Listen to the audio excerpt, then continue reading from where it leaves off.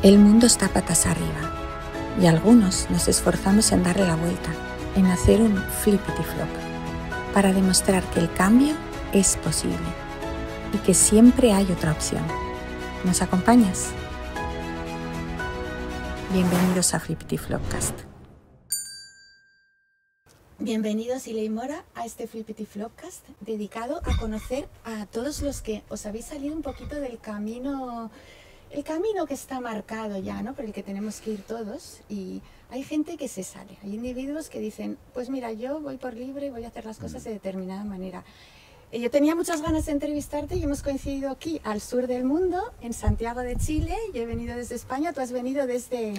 Desde Purranque, desde el sur, 1200 kilómetros al sur de Chile. Vale, hemos pasado noches incómodas en medios de transporte para llegar aquí y poder hacer esta entrevista. Así que bueno, muchísimas gracias por haber aceptado. Y hay tanto que hablar. A mí me gusta mucho conocer la trayectoria personal, como cuando lees una biografía y te das cuenta de por qué esa persona llegó a ser así, ¿no? Suele estar en sus raíces, siempre hay algo, ¿no?, de lo que tirar. Entonces vamos a descubrirte. Primero te voy a presentar en profundidad. Ile y Mora es escritor, es filósofo y etnógrafo, especialista en la cultura mapuche, la que ha escrito, pues no sé cuántos, de los más de 30 libros, no sé si hay un más de 50% sí, sobre mapuches, ¿no? Más de 50%, sí. Tengo unos 40 y tantos libros, de los cuales unos 25 serán vinculados al tema. Ah, 40 y tantos, más de 30, pero 40 y tantos, ya se me había, madre mía. También es profesor, ha sido profesor de universidad, profesor de griego y de latín. Bueno, luego hablaremos de esto de la ontología, que también, ontoescritura. Es muy interesante. Vamos poco a poco. ¿De dónde has salido? ¿Eres mitad mapuche, mitad qué? Cuéntanos, ¿eres etnógrafo? Hablemos primero de tu etnia. Sí. Mira, como todos los chilenos, soy mestizo. Los chilenos no nos gusta o no les gusta reconocer la parte nativa de su sangre. ¿Por qué? Por razones culturales históricas, las clases dominantes chilenas, la aristocracia se encargó muy bien de querer parecernos a Europa. Siempre se buscaba, ¿no es cierto?, como norte, como referencia, Francia, primero España, después Francia, después Inglaterra y después Norteamérica. Hoy día seguramente va a ser y está siendo los chinos. Ya. Bueno, mira, mi abuelo era mapuche pehuenche, mi abuelo Wenceslao Mora, que fue bautizado así. Fue el último de las última familia indígena de la cordillera de la zona de Chillán, que se hizo cristiano. Fue bautizado así porque el cura, y es lo típico que pasó en Chile en todos los siglos anteriores de la colonia, el cura se llamaba Wenceslao Mora. Entonces, como rápidamente abandonaron el apellido indígena, hoy día los chilenos no tenemos el recuerdo de apellidos indígenas y pasaron a ser apellidos españoles, porque la criatura bautizada tenía que llevar el nombre de pila de un cristiano. Entonces no sabían otro nombre y le optaron, mi abuelo, que era un bebé, el nombre del cura que los bautizó. Por el lado de mi madre, también mi madre es de Penrose, es descendiente de un antiguo pirata que llegó a las costas de Penco, una ciudad costera aquí en Chile. Y este pirata era irlandés. Hace unos 300 años, y lo capturaron las tropas españolas de Puerto y le obligaron a dejar el barco y le perdonaron la vida porque él astutamente se convirtió al catolicismo, ¿no? De golpe se convirtió. Y en cambio sus compañeros de piratas fueron encarcelados y llevados a Lima, a las mazmorras, los calabozos, y allá murieron. Entonces le pusieron la condición a mi abuelo, al pirata Penrose, que se montañara, ¿no? Que nunca más se acercara al mar, que se fuera a la montaña, a los Andes, y ahí él formó una comunidad, tuvo mujeres indígenas, ¿no? Se hizo lonco cacique, así como los viejos caciques de indígenas, y se enmontañó para siempre, y de ahí surgió el apellido Penrose. Entonces yo soy esta mezcla de mapuche, español, porque siempre, todo chileno que tenga apellido español, escarbándole, hay por lo menos un 40 o 45, en realidad hay un 50% de sangre indígena en en la genética chilena, ¿no? Sí. Entonces, como todos los chilenos, soy de origen también español, porque hay algo ahí. Claro. Y irlandés y mapuche. Eso sería un poco la mezcla. Wow. ¡Qué mezcla! ¿Y cómo eras de pequeño? ¿Eras consciente de toda esta mezcla? ¿Era algo de lo que se hablaba mucho en tu familia o lo fuiste descubriendo luego poco a poco? Lo fui descubriendo poco a poco. Es típico, como buena familia campesina, Sí. no se cuestionaban, y además, como era de un pueblo pequeño, Sí. muy cercano al campo, uno quería ser, todos querían ser más bien citadinos, y Claro. nos avergonzábamos un poco del origen campesino. Entonces yo sentía mucha vergüenza cuando iba como niño a estudiar a una ciudad cercana, a Chillán, Sí. y demostrar, por ejemplo, en las clases de gimnasia, ¿no? Cuando nos vestíamos en el vestidor, mis calzoncillos hechizos a mano que mi madre me hacía con las sábanas que ya Sí. no servían, Ah. y yo me daba una vergüenza enorme de ser campesino, ¿no? Y no Claro. tener boxer, no tener calzoncillos de marca, ¿no? Claro, Por claro. ejemplo, que me Claro. avergonzaba, me humillaba, y ahí viene, eso es una anécdota que me va a servir después. Sí. La cuento como un caso Sí. de cómo uno debe después, cuando adulto, resignificar la vida, darle otro significado a lo vivido. Lo que nos avergonzaba y humillaba no puede ser motivo ahora, por ejemplo, para mí, de orgullo, de que una madre con su aguja y su hilo hasta bordaba la carterita, el bolsillito que le hacía al calzoncillo con mis iniciales, ¿no? En otro color. Ni las boutique Calvin Klein de París hace eso, ¿no? Tan personalizadamente. Claro, de hecho esto que hablas de avergonzarse, de ser campesino, querer ir a la ciudad, ahora parece que estamos en lo contrario y que hay una corriente indigenista, algo de lo que, leyendo artículos de lo que algunos se critican, ¿no? El Exactamente, indigenismo. exactamente. Mira, pero se da una cosa muy curiosa con mi Sí. investigación. Sí. Yo he pasado casi 40 años investigando el pensamiento indígena. Sí. Y el mundo mapuche, hace unos años a esta parte, se ha puesto muy sensible a que yo, por no ser directamente mapuche o puro, no vivir en comunidades, no haber nacido allí, se sienten muy molestos porque yo he difundido la cosmovisión y los secretos internos del saber mapuche, ¿no? Celosos de eso. Y también, por cierto, y es entendible, hay cierta envidia porque no le pueden perdonar a un no mapuche que publique tanto sobre la sabiduría propia. También porque es parte de los tiempos, también yo he develado secretos profundos, ¿no? Que no les incomoda, ¿no? a las comunidades actuales. Les incomoda por doble motivo. Una, porque sienten una enorme responsabilidad de ser mapuche, o sea, si se asumiera plenamente lo que significa ser hoy día un descendiente de esa tradición, ¿no? Es incómodo porque implicaría en el fondo empezar un camino espiritual profundamente serio, ¿no? Y hoy día los jóvenes más bien están bastante condicionados a las tareas y los desafíos territoriales de recuperación de tierras y políticos, ¿no? De autonomía, que son legítimos desafíos, pero adrede se quiere desconocer que la primera tarea es, como hay una palabra mapuche que voy a usar, es volverse pillán, ¿no? Es decir, pillán significa espíritu evolucionado, ¿no? Que sube a las estrellas, ¿no?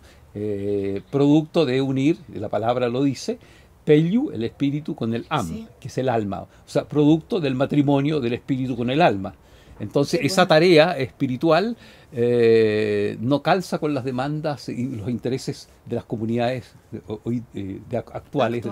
De los jóvenes. Ya, sé que es algo que no se puede resumir y que tienes para eso tantos libros, pero sí que me gustaría, para neófitos, que nos contaras un poquito de qué es la cultura, qué es ser mapuche, que es una etnia, pero también es una cultura. Cuéntanos un poquito, si puedes resumir. Sí, y voy a intentarlo. Por favor, sí. Mira, ser mapuche significa, la palabra dice gente de la tierra, ¿no? Mapu es tierra, che es gente, humanos de la tierra. Pero Mapu, no todo el mundo mapuche actual lo quiere recordar, lo olvidan. Mapu no solo significa tierra, sino también significa espacio, dimensión, ¿no? Por ejemplo, en el fondo, ser mapuche es hombre, persona de una dimensión, en este caso visible. porque, por ejemplo, el Wenu Mapu, traducido como cielo, el cielo, es en el fondo espacio de arriba, ¿no? Tierra de arriba, comillas.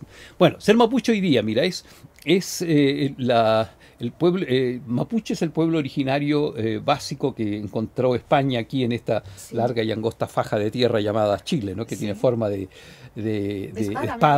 espada o de ají, ¿no? Por eso el Chile mexicano, ¿no? Es como un Chile. Mira, y fue un pueblo guerrero, nómade, cazador, pero muy rebelde al sometimiento, ¿no? España no pudo finalmente someter al pueblo mapuche. Llegó a una componenda, a unos tratados del río Biobío al sur, de no penetrar más, y del Biobío al norte, lo ocupó España. Vale. Hubo más de 300 años de guerra contra España, ¿no? Y no pudo someter España al pueblo mapuche, y por una razón muy simple, mira, muy simple pero muy estratégica, que no tuvieron los incas ni los aztecas, porque no era un pueblo organizado piramidalmente, no había una pirámide social jerárquica, ¿no? Habían comunidades aisladas, familias diversas en distintos puntos del territorio sureño, y solo se unían en casos de extremos de alguna catástrofe natural que abundaban, que serían las inundaciones, los terremotos en esta zona del mundo, y en caso de guerra, de invasión. Y así ocurrió que se unieron para defender la tierra. Y eso les dio les presentó mucha dificultad a las tropas españolas, porque se levantaban, eran guerra de guerrillas en el fondo, no había un ejército, ni había una cabeza, no había un emperador, digamos, no había un inca, no había un Moctezuma como había en México, que Cortés, al descabezar a Moctezuma, descabezó al imperio, ¿no? Lo mismo hizo Pizarro en el Perú, ¿no? Al descabezar al Inca, todo se desmorona finalmente. Aquí no había ese... Qué bueno, y no pudieron porque no había a quien derribar, ¿no? Exactamente. Eso, mira, y ser mapuche es más bien hoy día, más que, y eso es lo que también me critican, porque yo considero que ser mapuche no es necesariamente una pertenencia necesariamente a una comunidad agrícola, campesina, con determinadas características culturales. Porque hay muchos también mapuche de esas comunidades nacidos en el campo, que no viven, ni piensan, ni sienten como mapuche. Entonces, hoy día ser mapuche yo lo veo más bien una categoría de opción cultural y espiritual que se le ofrece a todos los chilenos y a todos los latinoamericanos, es decir, a todo el mundo.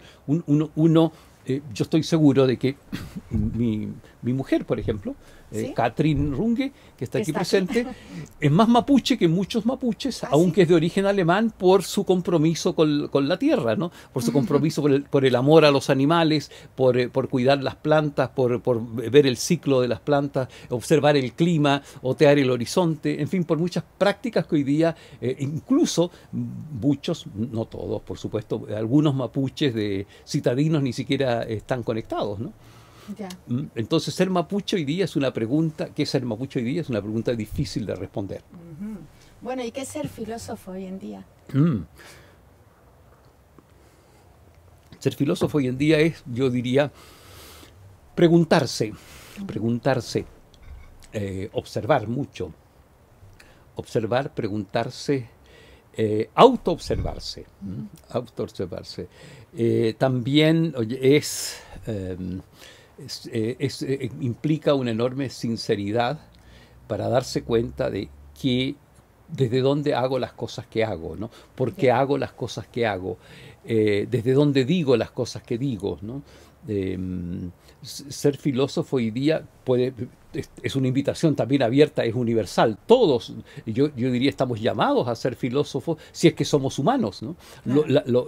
La humanidad está hecha para preguntarse, para dudar, para responderse, cambiar la respuesta, volverse a dar una nueva respuesta, porque todo es cambio. Entonces, un ser humano que no se interroga a sí mismo, que no se examina a sí mismo, finalmente no es humano. Es decir, la tarea de los filósofos es la tarea humana, ¿no? Y es de todos, ¿no? Claro. Lo que pasa es que en Occidente se ha asumido la filosofía como profesión, pero eso es otra cosa, ¿no? Profesión universitaria, pero la pregunta, por ejemplo, por el sentido, se la hace todo niño, o que después por supuesto, la va aplacando y la va olvidando, ¿no? Y uno se va metiendo en los deberes y compromisos materiales de este mundo, claro. Pero los niños tienen muy claro quién soy yo. Mira, a mí me impactó mucho hace unos años, en un cumpleaños de unos niños, con sus madres y padres ahí presentes. De repente, en un momento, en un sillón, había un chico de unos 3 o 4 años, desesperado en el sillón, decía, sáquenme de aquí, y gesticulaba, como queriendo sacarme de aquí, de la cabeza para arriba, sáquenme de aquí, pero angustiadísimo, ¿no? Sí. Pero ¿qué estoy haciendo aquí? Sáquenme de aquí, ¿no? Qué bueno. Entonces, luego llegó la madre a calmarlo, le costó mucho calmarlo, ¿no? La desesperación del niño, de repente verse extrañado en un cuerpo, en una existencia, ¿no? Si él no es de ahí, era de otra parte, ¿no? Entonces, después olvidamos eso, nos acostumbramos y nos identificamos con un cuerpo, con unas emociones, nos identificamos con unos pensamientos favoritos, etc. Así es. ¿Cuándo empezaste tú a plantearte todo esto? ¿Con qué edad? Mira, yo creo que me lo empecé a plantear más seriamente cuando llega a mis manos un libro, ¿no? Tenía unos 13 años, ¿sí? Veo en una biblioteca del colegio donde yo asistía, una biblioteca que estaba cerrada con vitrinas, no teníamos acceso, había una bibliotecaria muy severa, una señora con una llave muy grande para esa vitrina antigua, y había un libro que en el lomo yo leía El hombre mediocre, ¿no? El hombre mediocre. Y me llamó tanto la atención el título, ¿no? Entonces, como estaba bajo llave, yo pasaba todos los recreos, ver la forma, cuándo se le podría quedar abierta. Yo no calificaba para ese libro, porque era un libro de filosofía, yo estaba en los primeros cursos, esos libros se les prestaba a los alumnos de los últimos cursos. Entonces, no estaba yo calificado para pedir ese libro, ¿no? Por mi edad y por el curso, ¿no? Sí, había una norma, ¿no? Una jerarquía. Entonces yo buscaba la forma de espiar a la bibliotecaria, que tenía un severo semblante, ¿no? muy ruda era ella, sí.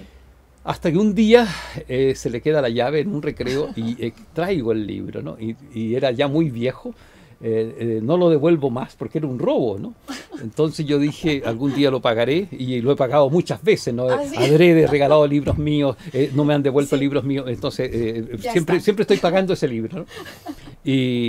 Y mira, lo armé, lo pegué, lo empasté de nuevo a mi modo.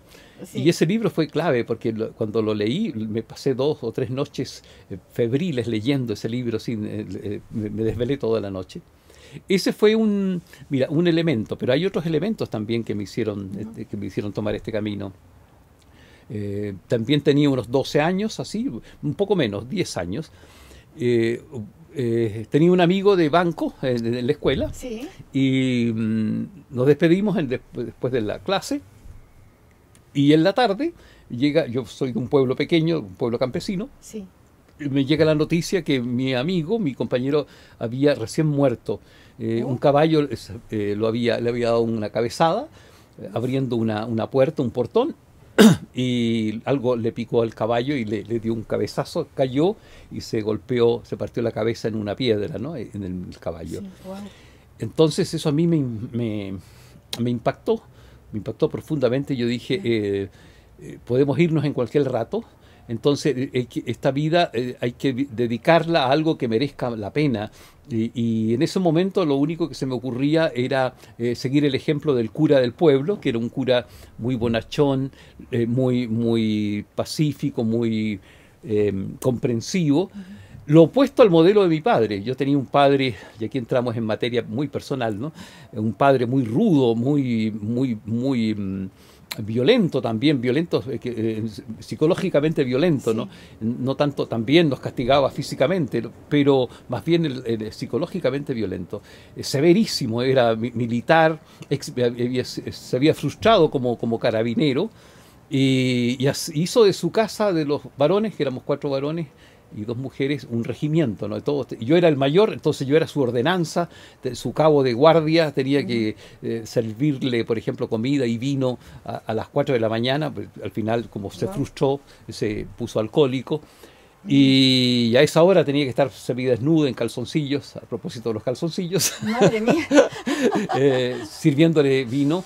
Y me hacía de trabajar también, porque no hacía bien las tareas que tenía que hacer, limpiar los establos, el estiércol de los establos. ¿Te curtió? Me curtió. Entonces pero yo no entendía esa pedagogía, ¿no? Después entendí, muchos años después, esa pedagogía, ¿no? Peculiar pedagogía. Exacto. Entonces yo lo único que deseaba era que se muriera, que dejara algún día la casa. Nunca salía del pueblo, nunca hacía un viaje y me sentía demasiado oprimido, ¿no? Muy vigilado, no sentía que no podía respirar con él. ¿No había hermano? ¿No tenías hermanos? Tenía hermanos, pero yo como era el mayor, tenía de los hombres la carga. no sé, y era el responsable. Entonces, mira, cuando el modelo opuesto a mi padre era el cura del pueblo. Ya. Y cuando muere ese amigo mío, ese compañerito, yo dije, la profesión, digamos, yo debo dedicarme a algo como parecido a lo que este cura hace con la gente, ¿no? Que era muy querido por la gente. Y porque se dedicaba, era un hombre de Dios, ¿no? Así lo entendí yo. Y pronto me fui entonces a un seminario católico, y estuve casi 10 años estudiando filosofía y teología. Y muy cerca de la ordenación sacerdotal, ya era diácono, había impartido algunos sacramentos. Me retiro a un mes de ser sacerdote, porque me enamoro de una mujer. Yo nunca había pololeado, decimos en Chile, nunca había noviado. Me enteré ayer del concepto pololear que hay aquí, ¿no? Que es estar saliendo con alguien. Con alguien, exactamente, vale. ¿no? Voy a aclararlo porque igual que yo no lo sabía hasta ayer, muchos no lo sabrán. Por supuesto, ¿no? Sí. Entonces nunca había estado convivido, ni menos convivido, ¿no es cierto?, salido con una chica. Porque, entre paréntesis, la chica que me gustaba en el pueblo me veía con la carretilla con estiércol que mi padre me hacía sacar en la mañana, y para mí era humillante. Era antiseducción. Antiseducción, ¿no? El olor y la escena, ¿no? Y la con escena. eso Entonces, no se liga nada. No se liga, ¿no? Entonces me daba una vergüenza infinita, y por eso tenía odio hacia mi padre y enrollado con mi padre, que lo superé recién años después, pasados los 40, cuando creo la autoescritura, que ya vamos a hablar. Que ahora sí, ahora hablaremos de eso. Bueno, increíble. Entonces, dejas el seminario a un mes de convertirte en ¿qué? En sacerdote. ¿En sacerdote? Sacerdote. Por amor. Por amor. Madre mía. Pero aquí viene el drama. Aquí viene el drama. Iba a ir todo el pueblo a la ordenación sacerdotal mía, aquí a Santiago, iba a venir. Yo soy de un pueblo del sur también, ¿Sí? Coihueco se llama. Señoras bondadosas, de campesinas y campesinos, iban a venir en 2 micros, en 2 buses, ¿no? ¿Sí? A la ordenación.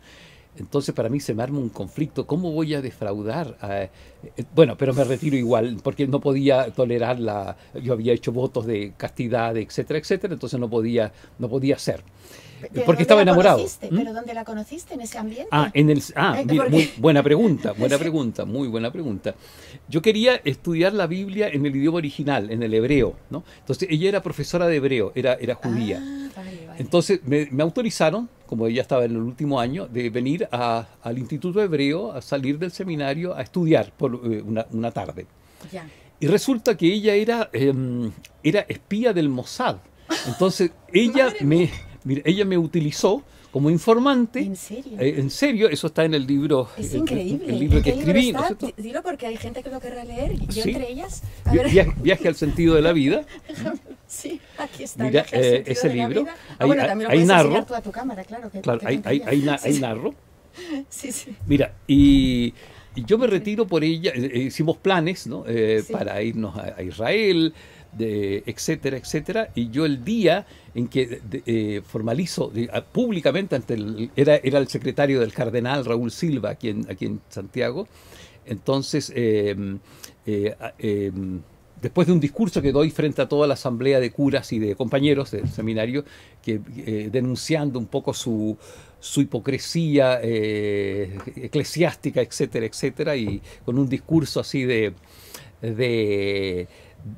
todo lo que ha hecho mal la Iglesia, sobre todo en el tema del celibato, cómo podían negar esa dimensión del corazón humano y de la naturaleza humana, de no estar en contacto con una mujer. Les digo la verdad, ¿no? ¿Por qué me iba, ¿no?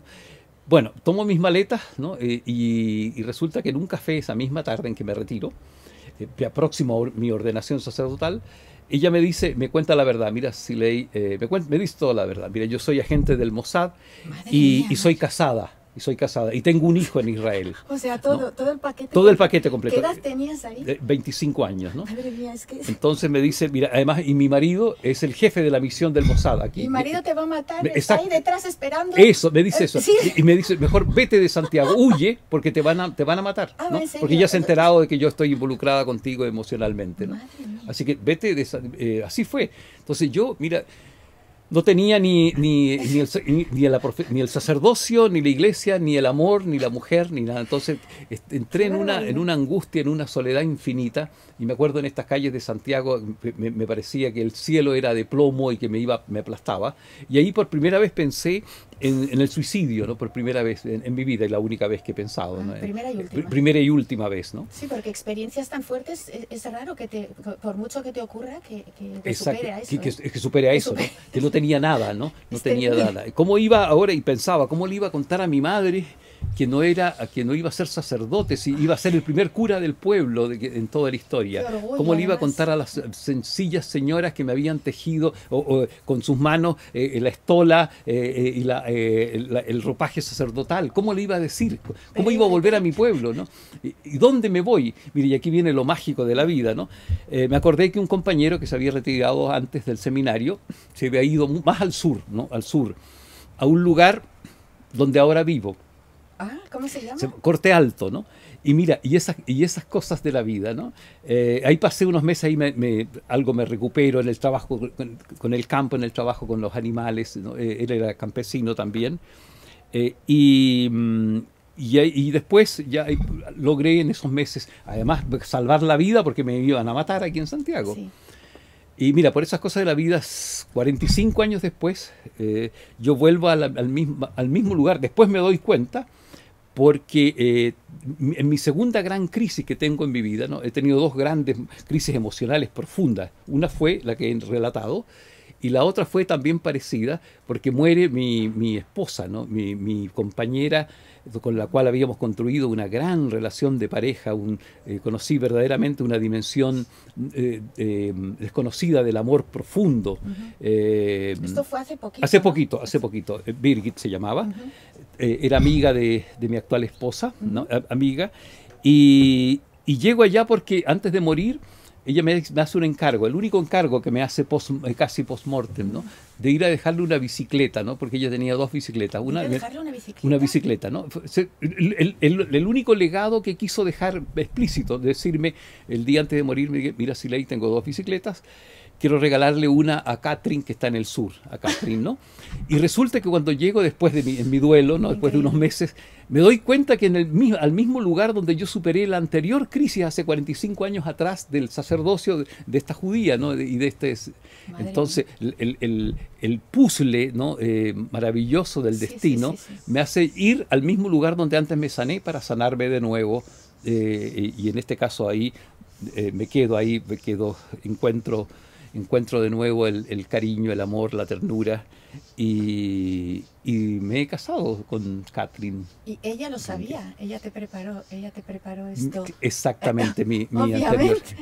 Lo intuyó, ¿no? Ella dijo, yo no te voy a dejar bien acompañado. Exactamente, ¿no? Yo creo que algo así. Yo me voy, pero te dejo preparado, claro. Y además hace el servicio siguiente, o sea, el hecho de que el impacto de su muerte me hace descubrir y ahí lo acabo de escribir. Pronto va a salir un libro mío con mi duelo, ¿no? Se va a llamar Viaje al fondo de un corazón en duelo. Ahí descubro, mira, y por fin descubro, no solo una dimensión del amor desconocida para mí, sino el sentido de la muerte, del vivir. O sea, la muerte se me hace una fuerza positiva, ¿no? Porque cuando se hace una muerte por amor o para que el amor crezca, la muerte adquiere otra dimensión. Entonces, en ese libro, o en esta etapa, todavía la estoy viviendo, ¿no? Porque es un proceso,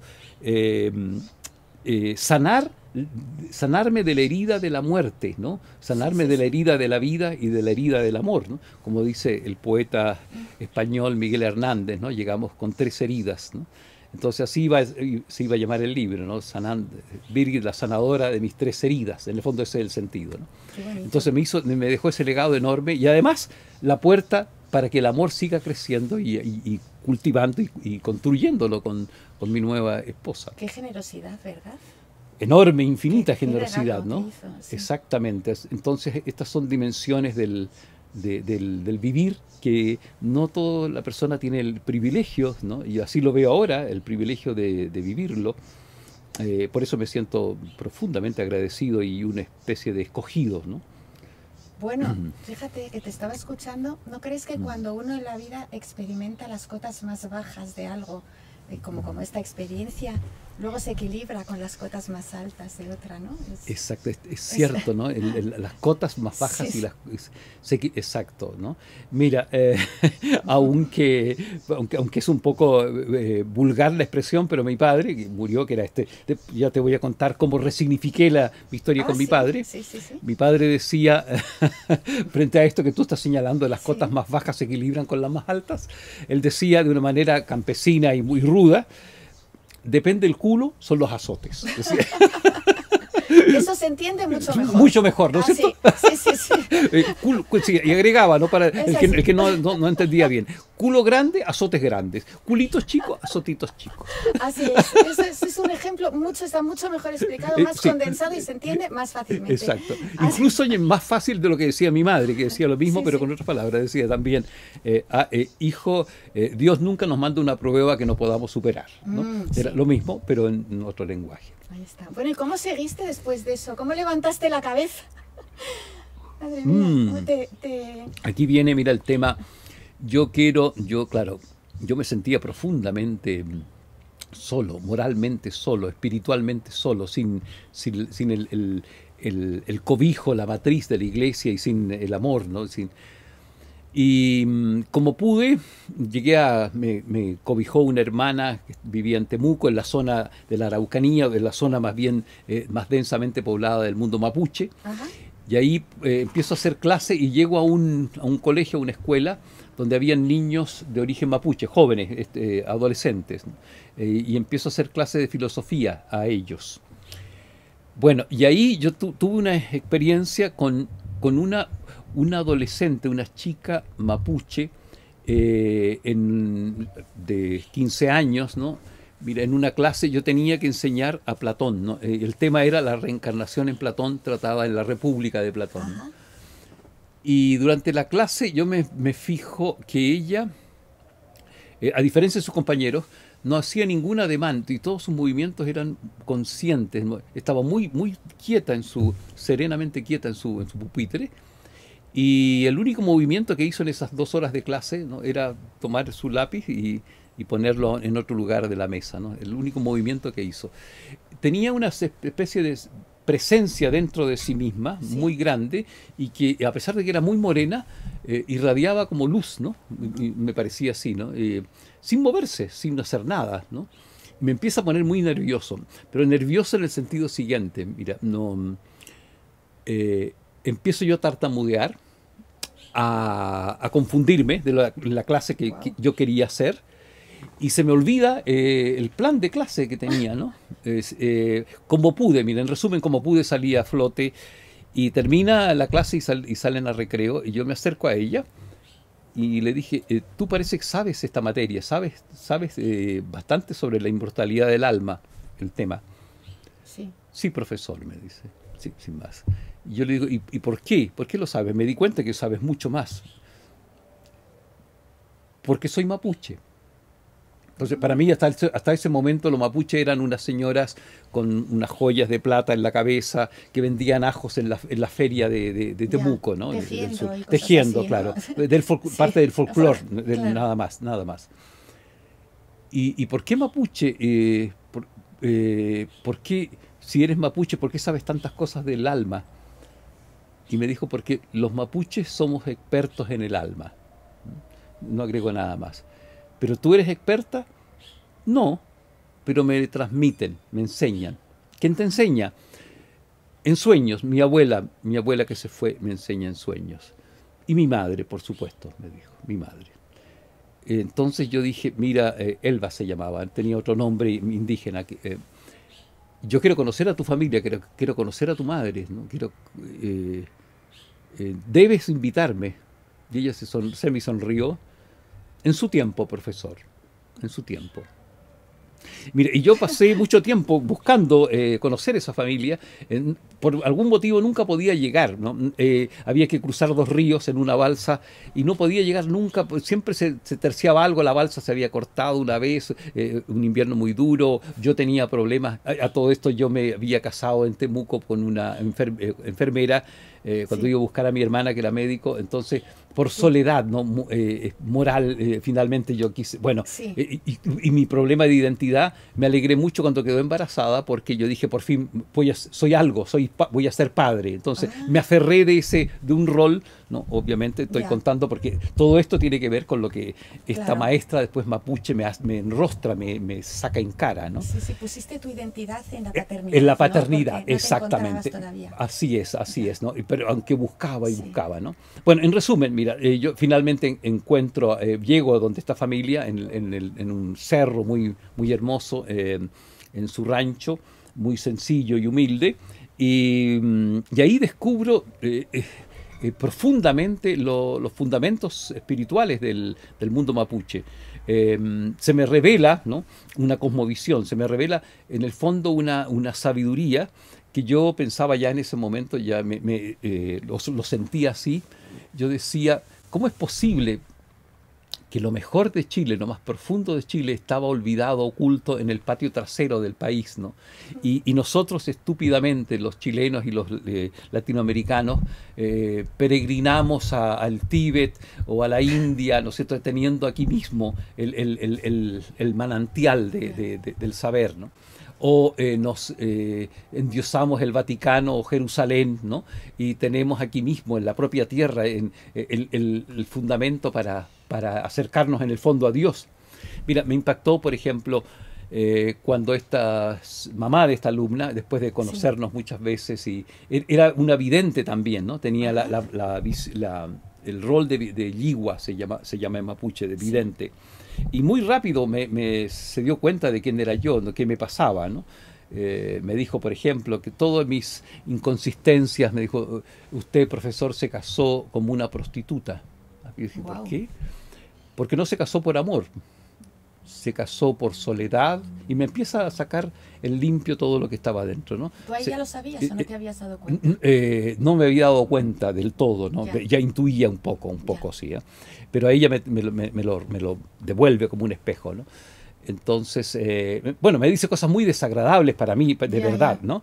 Y yo salía... Te desmonta el personaje. Así es, ¿no? Y yo salía a puro vomitar en la noche ahí con los mates que me daba, y pasábamos noches enteras conversando con su marido ahí presente y su otra madre, su otra abuela. Bueno, y nace en mí un deseo enorme de mostrar esta sabiduría al mundo, sobre todo en esa época, mire, en los años 80, el mundo indígena no tenía no era como ahora la efervescencia o el revival que hoy día vive, ¿no sé, está de moda el pensamiento ancestral, etcétera, ¿no? Sino que era América, era Estados Unidos. Exactamente, era Miami, ¿no? Claro, toda Latinoamérica quería ser exactamente, Miami. ¿no? Miami, eso. Con mayor razón en esa época del gobierno militar, donde no había sintonía para nada con el mundo indígena. Entonces yo me consagro, prácticamente me autoconsagro, porque voy descubriendo sentidos, ¿no? Para mi vida y valores, voy descubriendo verdades tan maravillosas como por ejemplo que armonizaba muy bien el Kybalión egipcio, por ejemplo, que llegó a mis manos en esa misma época, con los principios del Admapu, que se llama, ¿no? Que en el fondo el Admapu es las leyes de la naturaleza, se puede traducir así, ¿no? Y que todo calzaba, el mundo, el Kybalión, con sus 7 leyes de la naturaleza, como en el mundo mapuche se respetaban con otros nombres exactamente eso, ¿no? Se respetaban, se vivían, ¿no? Entonces yo descubrí que, asombradísimo, que habían que teníamos unos Himalayas propios, un budismo propio, ¿no? Una religión propia, religión como en el sentido más puro de religar, ¿no? De volver al...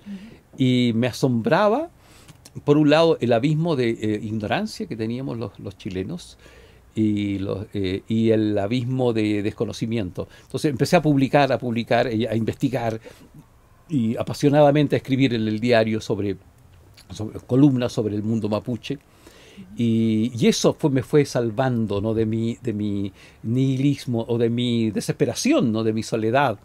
Me fue salvando.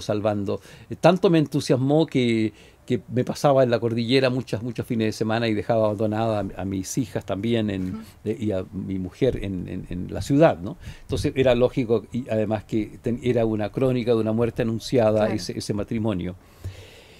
Y me dedico a la etnografía, ¿no? Sin título, sin nada, pero profundamente me convierto en un etnógrafo y en un filósofo, y empiezo a escarbar y empiezo a publicar, por ejemplo... ¿Cuál es tu primer libro? El primer libro no lo tengo aquí, pero bueno, yo luego lo pondré, sí, lo estaremos viendo en este momento. Pero es parecido a Palabras mágicas para reencantar la tierra. ¿Y cómo se titulaba el primero? El primero se llamaba La Araucanía, porque es el sector, ¿no?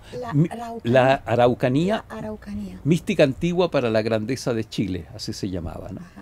Pero, oye, junto con ese libro, que fue una edición reducida, sí, porque me lo financiaron en ese entonces con fondos de la región, yo saqué un libro que autoedité, que ese fue el más leído, ¿no? En el fondo, el primer libro sobre el mundo mapuche, que hoy día ya no hay ejemplares. En ese tiempo era la época de las fotocopias, ¿no? Sí. Mucha gente lo fotocopió, etcétera. Se llamó Verdades mapuches de alta magia para reencantar la tierra. Así se llamó. Bueno. Todavía se puede encontrar en algún libro viejo, ¿sí? ¿No? Verdades mapuches de alta magia para reencantar la tierra. Y ahí registro los pensamientos básicamente de las enseñanzas de esta mujer, Seferina Guayquifil, la madre de esta alumna, ¿sí? que tanto me voló la cabeza y me ilustró el saber secreto del mundo mapuche, ¿no? Muchas que también están en este libro. Mira, en este libro es una especie de, aunque no hace mucho que lo escribí, uno de los últimos libros que he escrito, pero aquí está, esto es como el diario de campo que yo registro en esos años 80, sí, de mis primeros contactos con el mundo mapuche. Y aquí está fresco esos primeros encuentros, esas primeras noches en que yo tenía que salir a vomitar porque no podía soportar la verdad, no estaba preparado para soportar la verdad, ¿no? Increíble, Viaje al sentido de la vida, ¿no? Qué buen título. En este viaje. Mira, por ejemplo, me hicieron hace poco la pregunta, ¿no? ¿Qué pensamiento, qué verdad te conmovió en esos años, ¿no?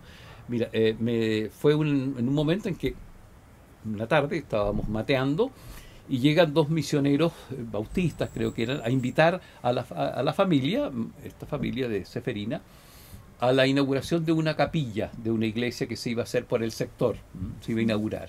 Entonces ella le dice muy cortésmente que no va a asistir porque, y le dice de inmediato, aunque él no comprendía nada, los misioneros, lo que le estaba diciendo, le dijo: yo no voy a ir a su iglesia porque mi iglesia es el hinche. ¿Qué es el hinche? El hinche es el yo, ¿no? Mi iglesia es el yo, ¿no? Pero el yo que practica Inarumen. Inarumen significa que practica la autoobservación consciente, ¿no? Eso significa Inarumen. y se le ocurre preguntar al misionero, ¿no? Pero ¿cuál sería el primer mandamiento de su fe, de su religión? Y le dijo, es mi religión mapuche, le dijo, ¿no? Algo así. Pero mi iglesia, no habló de religión en verdad, dijo, mi iglesia es el Inche, ¿no? Con Ina Rumen, que practica el Ina Rumen, la autoobservación consciente. Sí. Pero es autoobservación y observación también exterior. Y le dijo, el primer mandamiento es Chepelai Misuam. Entonces se lo voy a traducir. Dijo, mantener la mente despierta. Ese es. Y el que mantiene, dice, la mente despierta, le dijo al misionero, no necesita ninguna religión. El que practica el Chepelai Misuam no necesita ninguna religión. Entonces ya ahí comprendieron los misioneros que no era candidata para invitarla. Entonces esa es a mí me sirvió profundamente eso, porque coincidía con lo que la tradición hermética y gnóstica y cristiana en su mejor vertiente afirmaba lo que Jesús decía, no despierten, o Juan el Bautista, no despierten porque el reino de los cielos está cerca. Entonces el despertar es la esencia de toda espiritualidad, de toda alta religión, de toda alta filosofía. Es increíble que tuvieras que estar 10 años en un seminario, estudiar griego, latín, hebreo, para encontrarte con lo mismo al lado y empezaste a estudiar el idioma, la lengua mapuche. Así es. ¿No sabías nada? No sabía nada, pero nada. ¿Cómo se llama la lengua? Mapu Sungun. Mapu Sungun. ¿Qué es Sungun? Sungun es el decir, habla. ¿no? El habla de la tierra. Mapu Mapu Sungun sería la traducción, ¿no? Y ahora supongo que la dominas, ¿no? Así es, mira, tanto que sí. Yo escribí un diccionario, soy autor, no está aquí, un diccionario conceptual, ¿no? Donde parto de la etimología de las palabras. Esa es otra cosa que no logran todavía ver mis hermanos mapuches, ¿no? Que el secreto de la lengua está en su etimología, ¿no? Todas las palabras tienen el rastro de su de sentido original, está en la etimología. Sí. Mira, por ejemplo, la palabra amor que hablábamos ¿sí? que hace poquito, ¿no? Sí. Amor es ayin, ¿no? Ayin. Ojo, pero hoy día, mira, se enseña, y aquí viene un problema enorme con las culturas antiguas. Sí. Hoy día se enseñan palabras más coloquiales. Por supuesto que amor también se dice poyen. Hay otros sinónimos de amor, ¿no?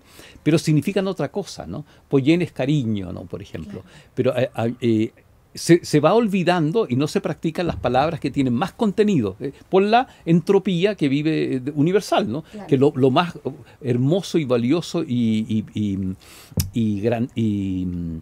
con más significado se va olvidando, ¿no? Y se deja de practicar. Ayin viene de Ain, que significa que tiene que ver con la amanecida, ¿no?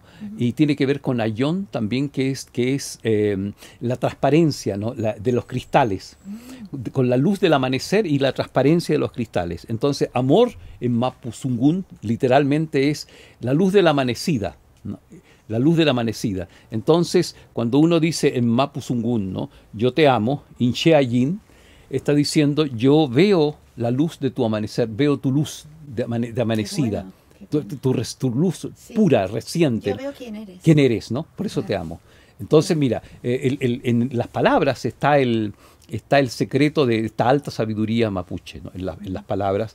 Y, por supuesto, también en algunos ritos que antiguamente se practicaban.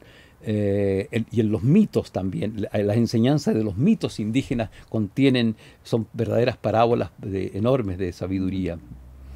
Y como tú dices, a mí todos esos años ahí en la Araucanía me pasaba lo que tú señalabas, ¿no? ¿Cómo es posible que yo haya estado 10 años y sin entender el mensaje de Cristo? Descubrí, por ejemplo, ¿no? Que Jesús de Nazaret, ¿no? Usaba para sanar a los enfermos la misma técnica chamánica de las machis. Machis se les llama en la Araucanía, sí, a las mujeres sanadoras, ¿no? Que es en el fondo hacen exorcismo, ¿no? Se sanan por la palabra. Jesús, ¿no? ¿Te acuerdas? Aquí una escena famosa, el endemoniado de Gadara, aparece en los evangelios, expulsa con poder a los demonios, que son muchos, y los increpa, ¿no? Los combina con lenguaje fuerte, ¿no? Le habla muy duro y expulsa esos demonios a una manada de cerdos que estaba por ahí. Y los cerdos se despeñan en un precipicio y salen del cuerpo del hombre que estaba poseído, ¿no? Y la técnica de Jesús, cuando lo primero que hace es, le pregunta, cualquiera puede revisar el Evangelio, ¿sí? ¿Cómo te llamas? Le pregunta Jesús, increpa al endemoniado, al hombre endemoniado. Y una voz, dice, gutural sale del cuerpo del hombre y dice, Legión, porque somos muchos, ¿no? Entonces, curiosamente, mira, por ejemplo, la palabra para mencionar cuando un hombre, una persona está endemoniada es luluwentru en Mapudungún, luluwentru. Y eso significa tropel, rebaño desordenado de hombres, de voces, ¿no? Como humanas, ¿no? Entonces, Jesús hace, las machis hacen lo mismo, las chamanas mapuches, lo mismo que Jesús como chamán en su estilo de sanar, ¿no? De hablarle con poder a los demonios, identificar su nombre y expulsarlos en lo que se llama transferencia vicaria, ¿no? Transferir el mal a un animalito o a un vegetal, ¿no? A un vegetal que asume vicariamente la personalidad del enfermo, ¿no? Para sanar al enfermo, entre otras técnicas de sanación. No es la única técnica mapuche de sanación. Está muy en contacto con el mundo mágico, ¿no? Lo que llamamos ahora magia, que así es. Sea la realidad.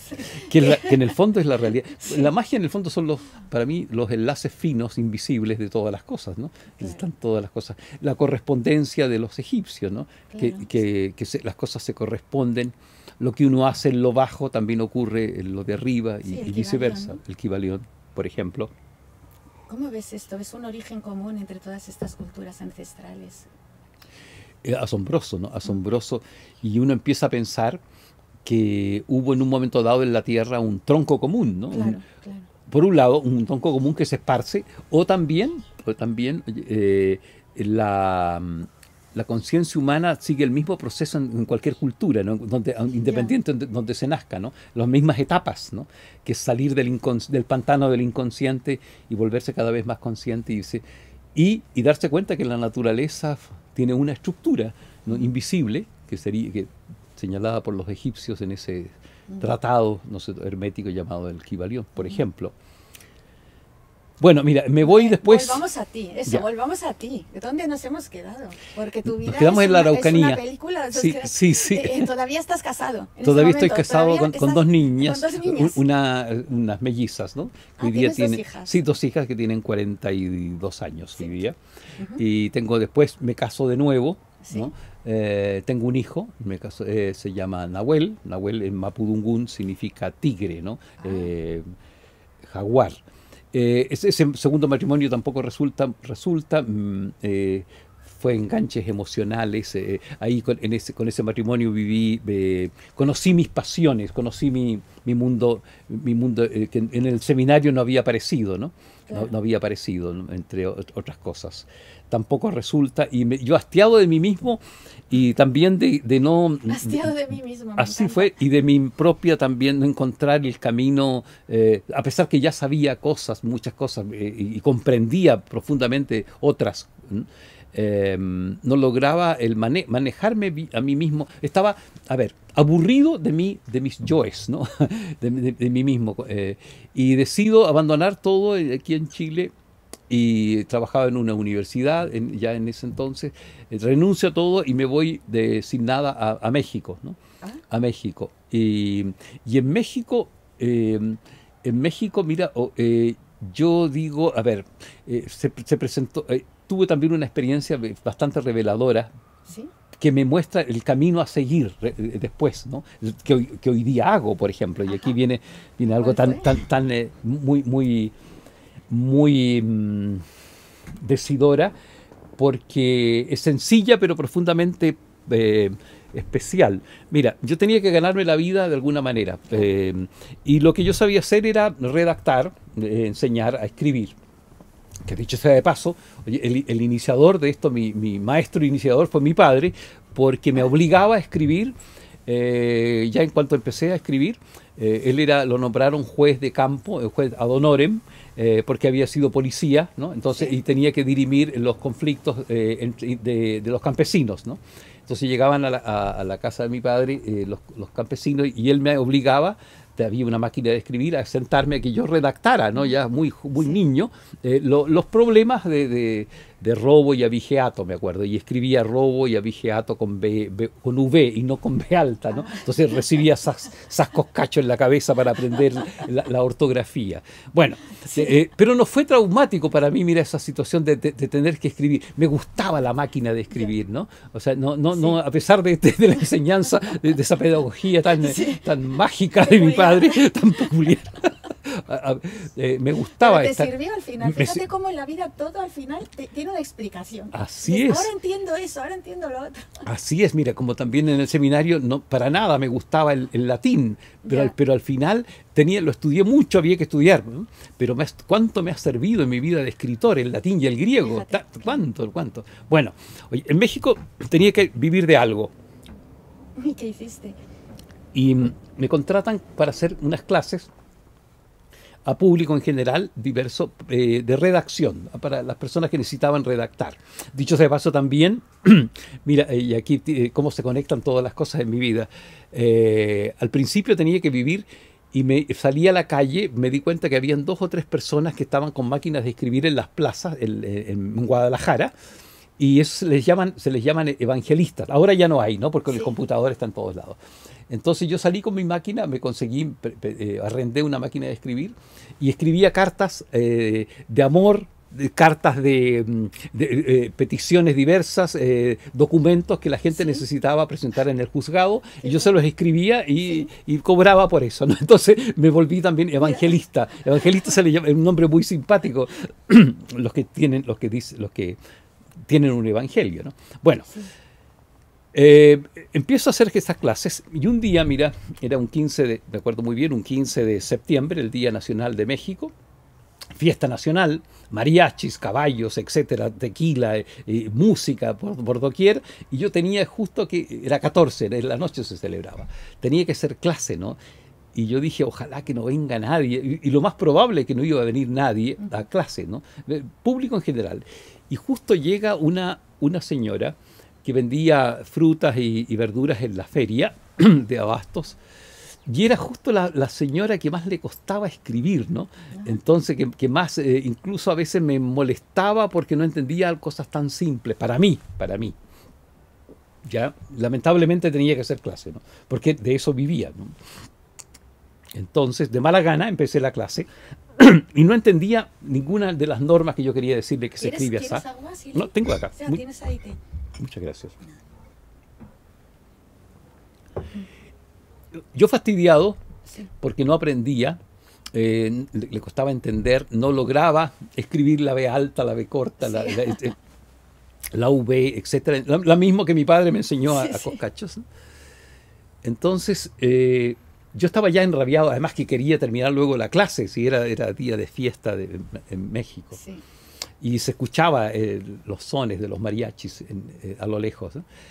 Y en un momento ya con rabia incluso, yo dije, pero señora, qué sé yo, Leticia se llamaba, me acuerdo, ¿no? Señora Leticia, pero si esto se escribe así, y le tomó la mano, ¿no? ¿Sí? Le tomó la mano, ¿sí? Tal cual como los niños, como los niños, ¿no? y le aprieto la mano, se escribe así, ¿no? Y ahí me acuerdo, oye, de que las veces que me tomaba la mano tan amorosamente mi profesora que me enseñó a escribir, y mi madre también, que me enseñó, que me tomaba la mano para hacer la caligrafía, y ahí me viene un flashazo, una luz, ¿no? Una comprensión, un insight, que yo debo ayudar a escribir la vida de las personas. Debo ayudar para que ellas descubran su destino, ¿no? Algo más allá de ser clase de redacción, ¿no? Entonces de a poco le solté la mano y más amorosamente. Pero me vino, yo estoy destinado para ayudarle a escribir la historia personal, contarse una buena historia a las personas.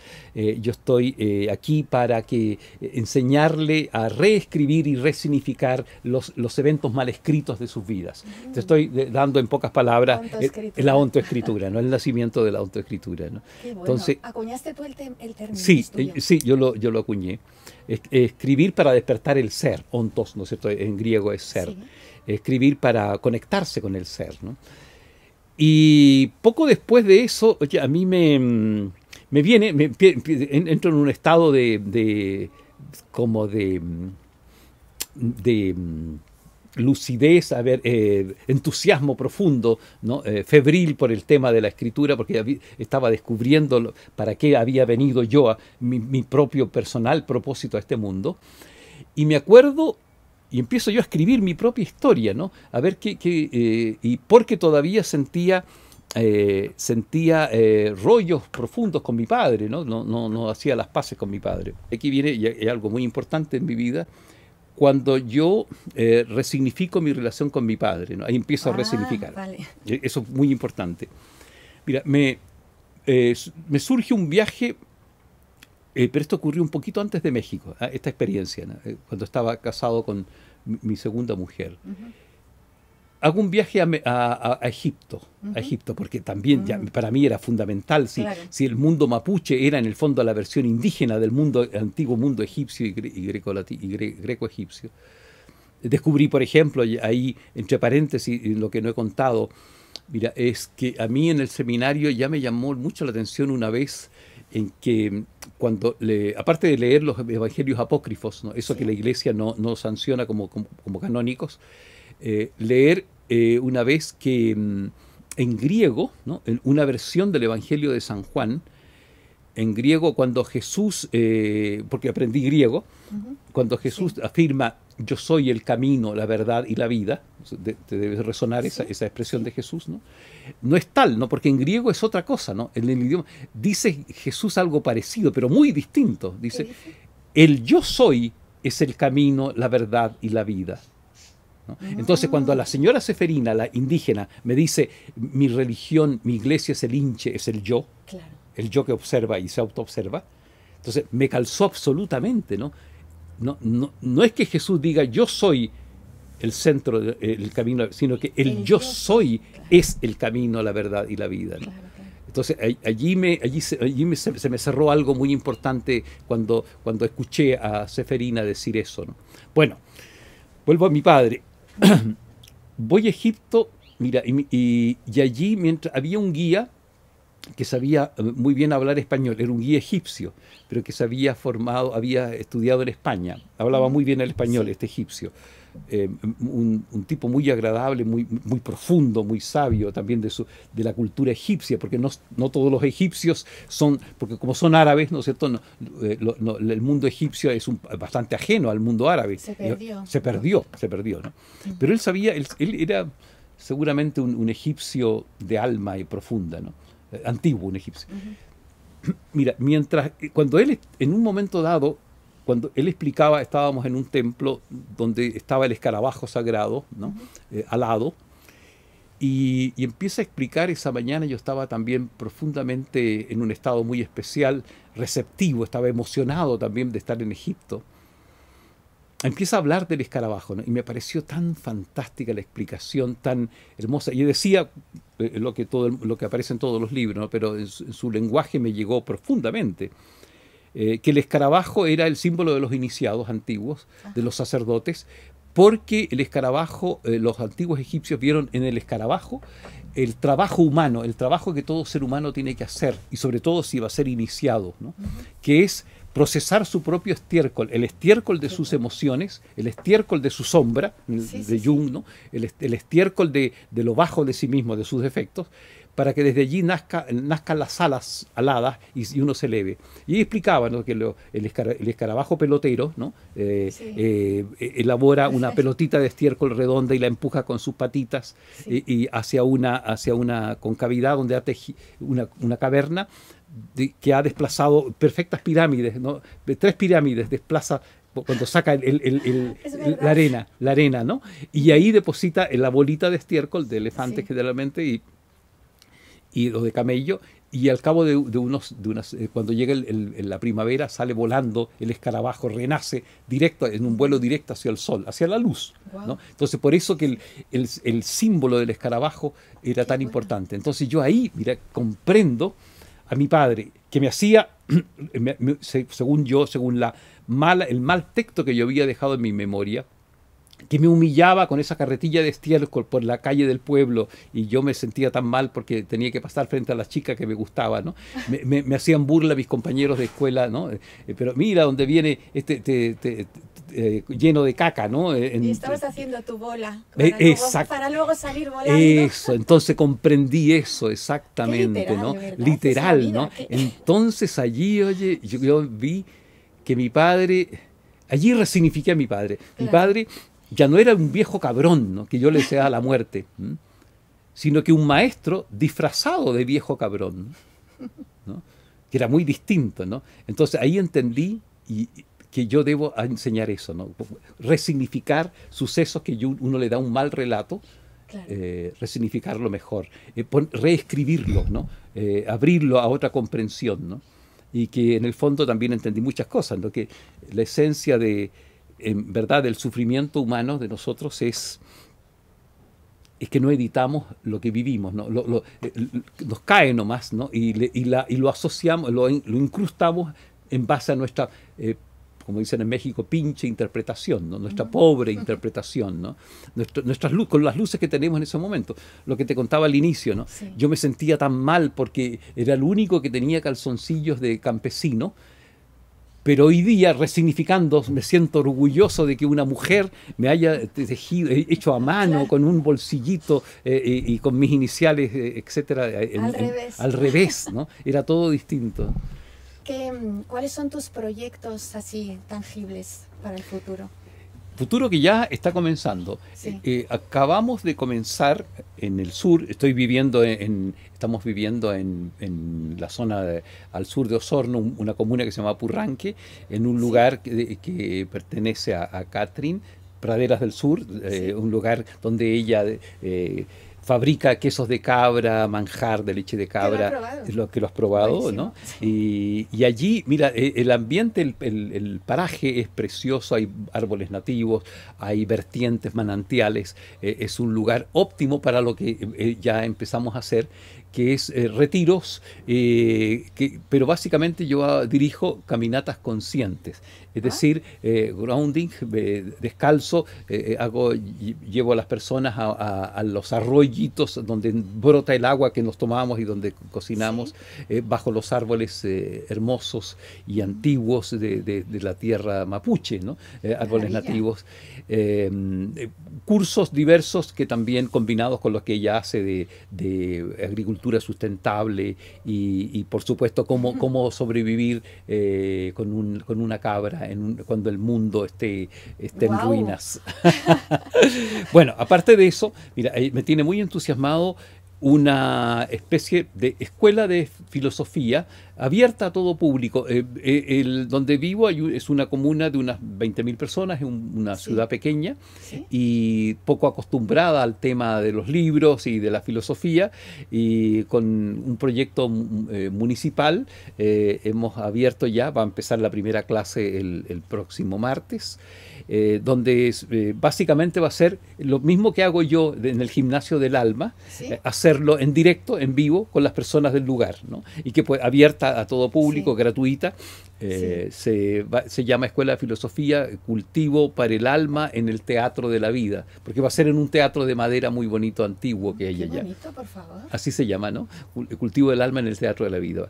Y junto con eso, en la biblioteca del pueblo estamos iniciando un proyecto de escritura autobiográfica. Voy a enseñar a escribir memorias y diarios, sobre todo memorias a personas de la tercera edad, ¿no? Para que ellas puedan traspasar al papel con escritura personal sus recuerdos, pero no cantidad de recuerdos, sino recuerdos que ser resignificados con el método, ¿no? Para que en el fondo una persona que ya está cerca de su final, ¿no? Pueda decir, en realidad estoy comenzando y qué fantástica ha sido mi vida. Mira, el objetivo de esos talleres va a ser que cada persona valore su propia historia personal, sí. Como una especie de libro sagrado, de Biblia, ¿no? O sea, y así lo creo yo, ¿no? Tu vida, la vida de Catherine, la vida de Ramón, cualquier vida humana, es un conjunto de epifanías, de revelaciones que es preciso saber leer. Y eso es lo que yo enseño con estos talleres, ¿no? Y lo que voy a enseñar con con estos talleres para la tercera edad en Purrán, que se llama la comuna. También, y lo más importante que siempre he hecho, es difundir ahora mis libros, ya no tanto en papel, sino digitales. Lo estoy traspasando a sistema digital y a audiolibros. Tú sabes que hoy día es tan fácil leer un libro que está en digital, ponerlo en audio. Sí, al público. He abierto una editorial digital que vamos a difundir, y cualquier persona con un costo mínimo va a poder leer mis libros. Tengo muchos libros que también no están impresos, ¿no? Hace poco hablaba de uno que ha tenido mucha demanda, se llama La Misión Oculta de Chile, ¿no? En donde yo muestro y demuestro que hay una misión oculta, un daimon que tiene este país, esta larga franja de tierra que es un balcón que se está cayendo al mar y que está destinado para un futuro, cuando la humanidad se resetee, se reinvente, ¿no? Y queden otros islotes de humanos de experiencia, y ahí Chile va a tener una función fundamental, porque hay mucha gente, videntes de distinto tipo, que ven este país, por ejemplo, como el futuro Tíbet, ¿no? El Egipto del futuro, ¿no? Que dicho sea de paso, ¿no? Ramón Freire también lo ha difundido muchas veces. Hay una inscripción que se hizo desaparecer, ¿no? Y que yo tengo también la documentación de que estas costas fueron conquistadas por un faraón hace unos 8.000 años, ¿no? Y dejaron inscritos en la roca de los Andes esa conquista como territorio de Egipto. O sea, la historia se conecta, se da vuelta, ¿no? Bueno, eso es lo que estoy empezando a hacer, y hago con mucho agrado, ¿no? Mis libros, que van a ser difundidos ahora en sistema digital y audiolibros, esta escuela de filosofía, que lo menciono aquí porque va a tener también, la vamos a difundir en videos. Bueno, ya nos avisarás. Ya te avisaré, ¿Cómo se llama la editorial? La editorial se llama ZM Escritor. Bueno, ZM Escritor, en sencillo. Nos acordamos. Así es, como el correo, ¿no? ZM Escritor. Muy bien. Básicamente eso. También va a haber hay algo que estamos preparando, un curso, como ya lo dije, sobre el duelo, que va a tener y ahí voy a aprovechar de lanzar el libro que he escrito en este año y medio, en donde muestro cómo resignificar el dolor, el duelo, la partida, cómo pararse de nuevo y comprender de nuevo el mundo y ver que la desgracia, ¿no?, en el fondo termina siendo un regalo. Claro. Eso, básicamente. Qué bonito mensaje. Vuelvo a decir, te dejó Birgit, y que vas a compartir ahora para todos. Y qué bonito que Catherine te esté ayudando a ello. Cómo se cierra el círculo y cómo casa todo. Así es. Mira, y ella misma me dijo, mira, aquí en casa coloca una foto de ella, que le hagamos un altar. Wow. Entonces, cuando estamos con ciertas dificultades de pareja, ambos encendemos la lámpara de ella y la foto de ella, ¿no? A veces demasiado ya. Entonces nos ayuda además en armonizarnos. Vamos, de todo. Así es, ¿viste? Cómo no estar feliz en esta existencia a pesar de tantos pesares, ¿no? Claro, claro. Me gustaría que nos hablaras un poquito de la ontoescritura, de a dónde te ha llevado y de por qué funciona, qué misterio hay con la escritura, ¿no? Porque yo he oído lo del cruce de hemisferio, mano. ¿Por qué funciona escribir y escribir a mano? ¿Y por qué uno es capaz de sacar todo esto que tú dices, el ser, a través de la escritura? El hecho mismo de escribir, fundamentalmente a mano, manuscrito, parece ser que está conectado con las capas más profundas las capas interpretativas más profundas, ¿no? El escribir parece así como un enlaza palabras, enlaza letras primero, palabras, y luego conceptos, párrafos, ¿no? Es una forma de inducir una interpretación, otra interpretación al mal texto. Yo digo mal texto, voy a explicar por qué, como uno inicialmente dejó escrita la experiencia. porque cuando uno vive cualquier experiencia, impresiona determinada neurona o circuito neuronal que rápidamente captura lo que uno está viviendo con un modelo anterior que uno ya tiene, ¿no? Entonces, por ejemplo, si uno escucha una bocina en la calle, dice, es una ambulancia. Claro. Pero puede ser también un vehículo policial, puede ser un vehículo de incendios, etcétera, ¿no? Entonces, escribir reenlaza de otro modo, ¿no?, los fragmentos de la experiencia que quedan en la memoria. Entonces, es permitirse un nuevo pasado. Ese es uno de los postulados de la autoescritura. Bueno. Que es, yo siempre afirmo que el pasado se puede reescribir. El pasado no está clausurado, ¿no? El pasado se puede cambiar, ¿no? Se puede cambiar. Porque lo que se cambia es la visión del pasado, la interpretación, la articulación de lo que uno vivió, ¿no? Entonces, como yo daba ese ejemplo, yo siempre había dejado la experiencia en mi alma, no solo en mi cerebro, de que mi padre era una especie de Pinochet terrible y rudo, un ogro en casa y que quería solamente hacernos sufrir. Reinterpreto, veo su realidad desde otro punto de vista cuando observo el escarabajo egipcio en ese templo y escucho de nuevo la interpretación que yo ya había leído varias veces en los libros, y allí interpreto de otro modo las cosas, ¿no? Veo que se puede leer de otra manera lo que uno vivió, ¿no? Claro. Que se puede extraer otras cosas de lo que uno vivió, que era el porqué de las cosas que uno vivió. Por ejemplo, lo aludimos al inicio, ¿no? Cuando muere mi amada mujer anterior, sí. Pensé yo que era, ¿no es cierto?, un suceso nefasto, ¿no? Terrible, comillas, un suceso de profunda negrura personal, de un abismo de tristeza, ¿no? Que era una situación indecible de soportar. Una interpretación, era una forma de dejar escrito eso. Pero cuando uno cambia la postura, cambia la posición de donde uno observa, avanza el tiempo, cuando vivo, por ejemplo, y me desplazo al sur para hacerle su voluntad de entregar esa bicicleta a su amiga, veo la realidad desde otro lado, voy comprobando de que en el fondo la muerte de la persona amada o más amada era al final un regalo, ¿no? Otra interpretación, ¿no? Era un regalo que yo no me podía dar cuenta mientras yo vivía eso.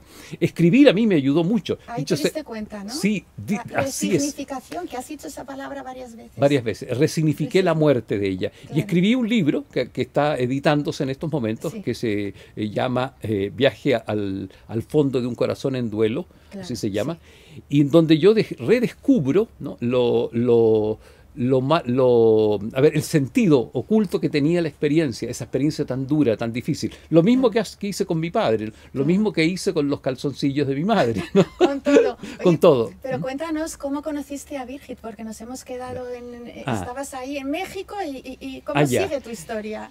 Mira, empecé a hacer cuando ya empecé a hacer cursos en México sobre la autoescritura, al principio tímidos, pequeños grupos de personas, iba poniendo a punto la metodología. Me sirvió mucho, por ejemplo, dar clases de guionismo. Yo di clases de guionismo en un instituto de artes visuales en Guadalajara, ¿no?, en México. Y lo hice porque yo quería encontrar una metodología tal cual como se aplica un guión. Se escribe un guión para una película, para un programa de televisivo, para un guión de radio. Asimismo, uno debe aprender a escribir el guión de sus vidas, ¿no? Cambiar el guión. Primero, saber leer el guión. ¿Qué guión yo he seguido inconscientemente en mi vida y que he seguido al pie de la letra? ¿Qué guión inconsciente? Primero, darme cuenta que he seguido un tipo de trama, me he creído un determinado personaje. Entonces, cuando uno ya se da cuenta, yo en la metodología le hago ver a las personas qué personaje hemos cultivado y qué trama, qué argumento le estamos dando, qué interés hay detrás, por qué uno persiste en escribir ese guión, qué interés, o más bien, qué objetivo persigo yo con narrarme la vida tan terriblemente, claro, o con sacar tales o cuales conclusiones. Sí. Bueno, empiezo a dar cursos empiezo a viajar a Chile más seguido, también ya por mis libros del mundo mapuche también se mezclaba, claro, y en una conferencia aquí en Santiago, está una periodista alemana, ella era periodista alemana, que trabajaba en un diario aquí, en un diario bilingüe, alemán-español, para la comunidad alemana de Chile y de Latinoamérica. Y ella había leído en uno de mis libros el significado profundo de la palabra yin, amor, ¿no? Y le había parecido tan profundo, tan revelador, ¿no?, el concepto mapuche de amor, que dijo a sí misma en su mente, tengo yo que conocer el autor de esto. Y un día recibió una invitación a una charla que daba alguien sobre la cultura mapuche, y el título le pareció, le evocó algo de ese artículo, ¿no? Pero ella no se fijó de quién era el autor del artículo. Entonces le gustó tanto la charla, se encantó con las charlas, profundamente, con la charla, y quiso después, al final de la charla, conversar conmigo, comprarme un libro, ¿no? Entonces, estaba entusiasmada, fascinada con la charla y estaba muy contenta. Entonces a mí también me llamó, yo estaba sin pareja y también me llamó la atención, la vi de buen ver, como dicen en México, y con Viqué le puse en la última página mi correo electrónico, ¿no? Con mi intención, porque era una bella mujer. Sí. Entonces, pero también por su entusiasmo y su interés, ¿no? Sí. Y me contó la historia de que yo le pregunté, ¿por qué estás en esta charla? Y ella me dijo, porque he leído hace tiempo un artículo sobre el amor en la cultura mapuche y me resonó mucho y por eso vine. Y le dije, ¿tú te acuerdas del autor? No, y se puso roja porque dijo, lo confieso, yo soy periodista, no vi la fuente, no me acuerdo del autor. Y le dije, lo escribí yo, le dije, yo ese artículo. Entonces ahí se produjo un momento. Y tienes mi email. Claro, algo así fue, ¿no? Algo así fue. Mira, ella de inmediato se dio cuenta de que yo después le pregunté cuando ya estábamos juntos y éramos pareja, ¿no? Porque yo le llamé la atención. Entre paréntesis, ella muy honesta, ella tenía pareja en ese momento y no andaba buscando pareja, no andaba ni mucho menos, ¿no? Me lo dijo de inmediato al segundo café que nos tomamos, ¿no?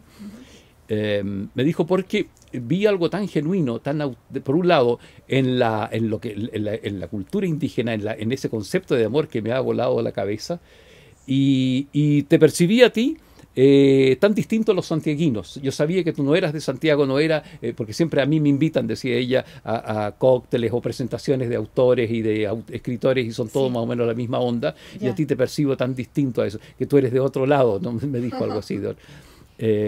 Bueno, y comenzó a soñar conmigo, ¿no? Mira, y eso es muy interesante de vidas en la Edad Media, ¿no? Que yo era un artesano, ¿no? En fin, una serie de sueños increíbles. Entre esos soñó como yo estaba viviendo. Yo acababa de venir a Chile, estaba recién construyendo mi casa y ocurrió el terremoto y se había derrumbado la casa de mi madre y estábamos damnificados con mi madre todavía viva, viviendo en una sola pieza, ¿no? Porque todo se había destruido.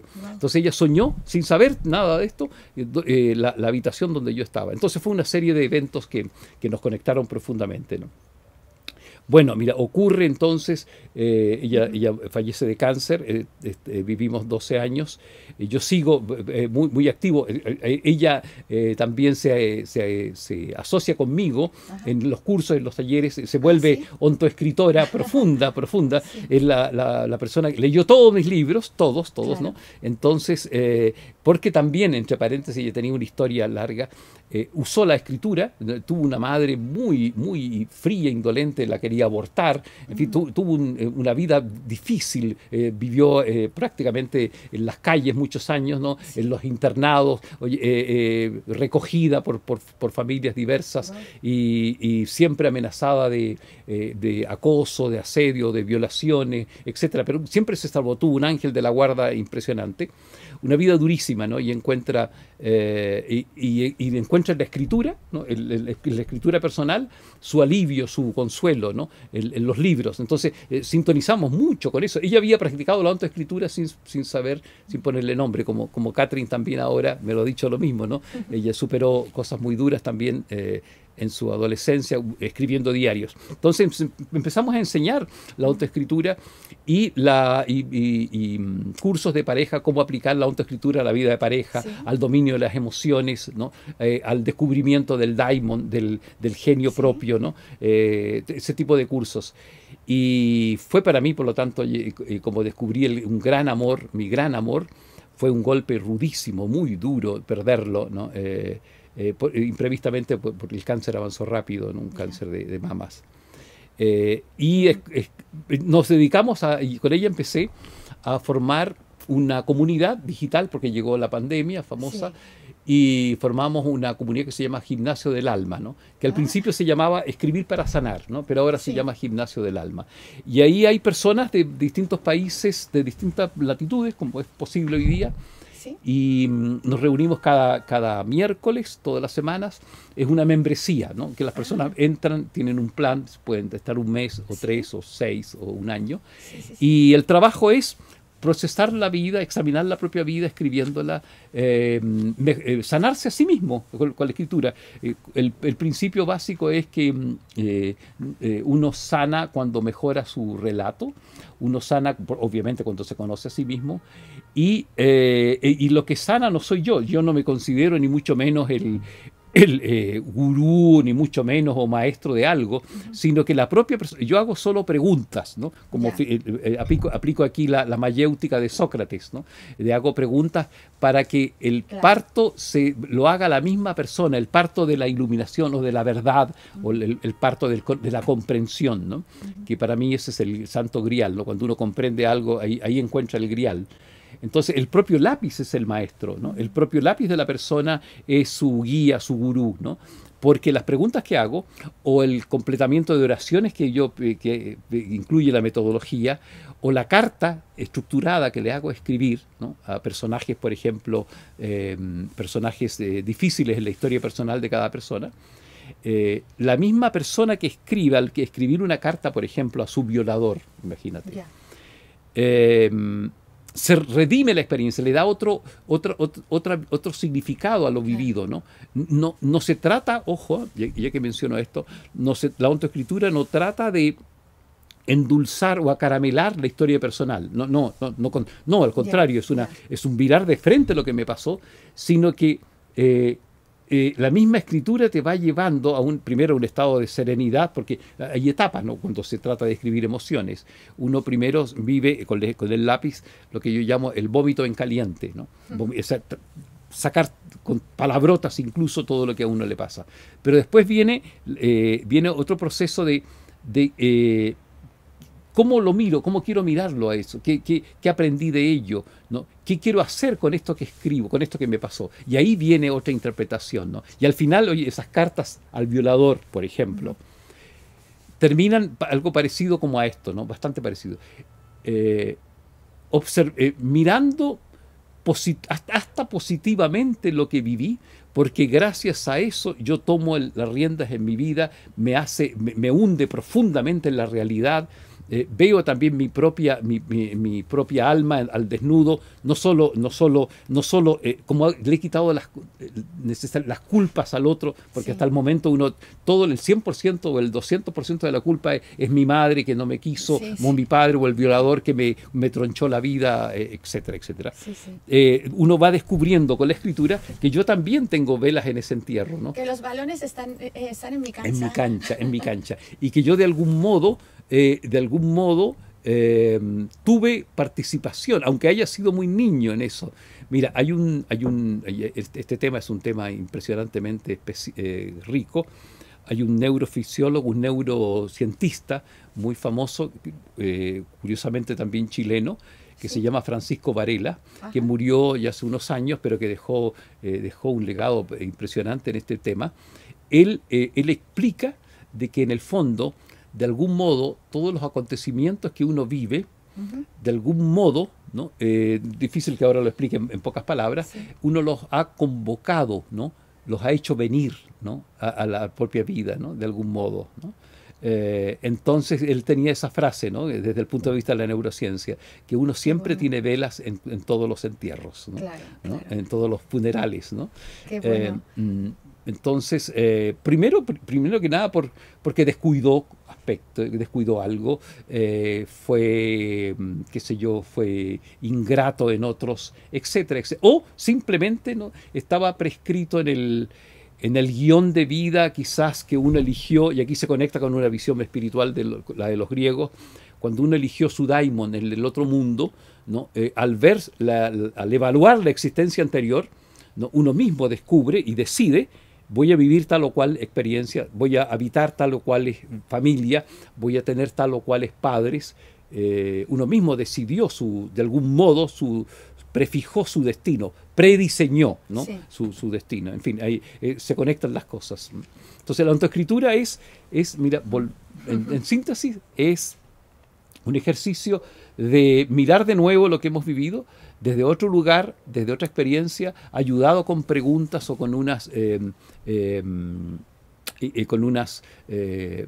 palabras determinadas que a la persona descubre, dice, ¿no? Esto tiene que ver con algo más, con una enseñanza gorda. Hay aquí, ¿no es cierto?, el destino. ¿Qué me quiere mostrar el destino con esto que viví, ¿no?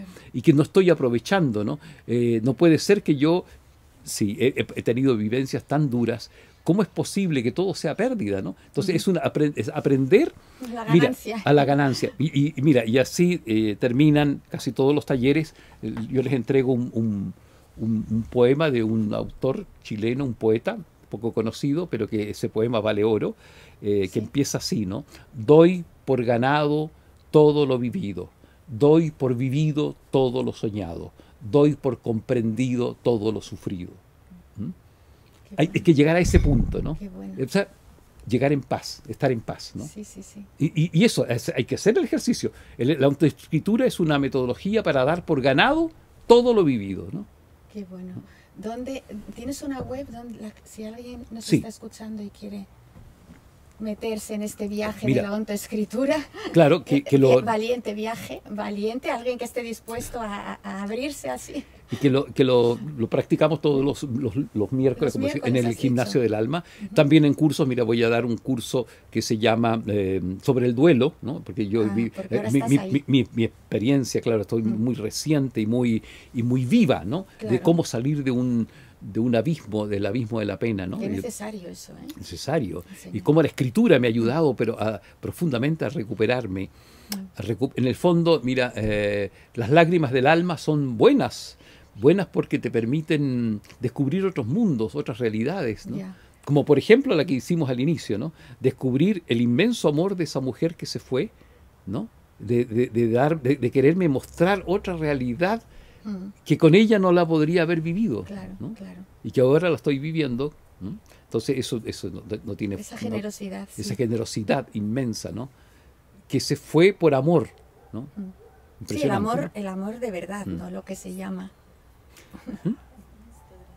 Claro. Me está soplando, ¿viste? Por amor me está soplando. Quedé mi Instagram. Quedaste el Instagram, vale. Instagram Silvia Mora. Bueno, yo lo pondré entonces aquí abajo. ZM Escritor es mi Instagram. ZM Escritor. ZM Escritor. Se estará viendo ahora mientras hablemos abajo. Exactamente. ZM Escritor. Claro. Muy bien. Y mira, y mi correo, para las personas que quieran preguntarme algo más de detalles sobre el Gimnasio del Alma, es zmescritor@gmail.com. Vale, muy fácil también. Lo pondremos aquí abajo. Wow, bueno, te iba a preguntar en qué estás ahora, es obvio en qué estás en este viaje, en el libro, pero ¿qué planes tienes a futuro? ¿Cómo te ves? ¿Crees que la vida ya te ha dado todos los reveses de cotas o que todavía te puede sorprender? Yo creo que todavía me puede sorprender, ¿sí? Pero no tengo para qué pensar que me va a sorprender por el lado de la prueba triste, de la prueba emocionalmente movedora de la pena, ¿no? Yo creo que me va a sorprender de nuevo, como todos los días, con el asombro de todas las cosas, ¿no? Me sigue sorprendiendo cómo al ver que los antiguos tenían razón, ¿no? con sus visiones del mundo. Los antiguos, me refiero a los antiguos indígenas de esta América y los antiguos sacerdotes y escribas del viejo Egipto. Los idiomas antiguos. Mira, por ejemplo, Catherine tiene una hija que se llama Ánica, y le puso Ánica por unas iniciales de algunos nombres para ella relevantes. Pero el otro día descubría que ella está en el gimnasio del alma, ¿no? ¿Sí? Y de repente, revisando unos papeles, preparando una clase para justamente la sesión del gimnasio del alma, veo que en sánscrito antiguo, Ánica significa la impermanencia de todas las cosas, ¿no? Madre mía. Entonces le digo, mira, eso significa tu nombre. Entonces me sorprenden esas cosas que todo calza, todo armoniza, ¿no? Porque yo quizás voy a ser importante en la vida de ella, en la vida de la hija, claro, al revelarle ya este nombre y al estar en este gimnasio del alma, por ejemplo, ¿no? Sí, sí, sí. Y todos los días hay un calce. El otro día Ramón Freire, ¿no? Bueno, te voy a decir que en cuya casa estamos y disfrutando de su hospitalidad, y quiero recomendar también el documental que se estará viendo aquí, la portada, que te ha hecho hace poco, en el que también cuentas algunas de estas cosas, pero bueno, de otra forma. Sí, exactamente. Bueno. He sido más generoso contigo que con Ramón, de contar. Mira, Ramón me hacía la observación preciosa y asombrosa, que también en sánscrito, en varios idiomas, la palabra sur, porque somos un enamorado del sur, estamos aquí en el sur del mundo, claro, ¿no? Significa puerta, ¿no? Entonces se verifica perfectamente en el polo sur, es una puerta a otra dimensión, ¿no? Sur significa puerta en culturas antiguas. ¿Sí? Así es, wow, ¿no? Por ejemplo, así no está lleno de asombros, y yo creo que la vida me reserva otros asombros, ¿no? Otros asombros. Bueno, espero que me los puedas contar, que nos los puedas compartir dentro de poco, quizás en la distancia. Sí, por supuesto que sí. O quién sabe, la vida no sabes nunca con quién te vas a encontrar ni dónde, cierto, es la casualidad de que hayamos coincidido. Por ejemplo, ¿no? En Santiago. Claro, uy. ¿Qué rol tiene este eslabón de esta entrevista con otras cosas, ¿no? Tendrá mil conexiones por ahí. Para las personas que escuchan, por ejemplo, ¿no? Sí. En fin. Sí. Pues ha sido un placer, Silly, una maravilla haber podido hablar contigo en persona, conocerte en persona y bueno, y que hayas compartido toda esta historia tan increíble, pero cierta, de vida, y enhorabuena, te felicito por darle la vuelta. Eres un ejemplo de flippity flop, que es lo que me gusta, de darle la vuelta. Te pasa algo en teoría malo y cómo le das la vuelta, y con eso haces unas alas nuevas. Oye, yo quiero hacerte un regalo simbólico. ¡Ay! Mira, este es un separador de libros, como me dedico a los libros, y es de cobre, que es el metal que más produce Chile. Chile es un productor mundial de cobre, y te lo regalo para tus lecturas. Muchísimas gracias. Simbólicamente. Muchísimas gracias. Bueno, simbólico, y es una maravilla, qué bonito. Bueno, muy bien. Muchas gracias. Perfecto. Gracias.